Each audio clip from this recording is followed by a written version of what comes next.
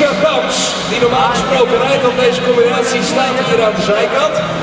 En volgens mij is het Albert Ome die op de bok zit. Albert op de bok. En het gaat nog verder. Want ook de motor, die ligt van Ome, Richard. Ja, wat je niet kan horen, jongen. Albert op de bok. En daar kan je laten vertellen ook. Het zijn natuurlijk twee van die teams die heel kort samenwerken. Appy Power, Dams Rooster.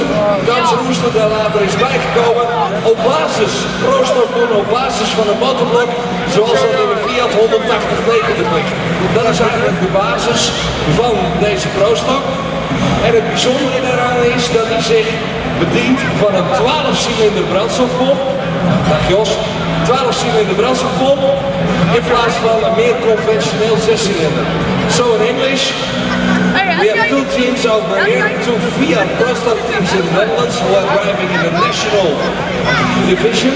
That means Dams Rooster and Appy Power, both are Fiats. Engine block is a Fiat 180.90, 12-cylinder fuel pump for fuel suspension.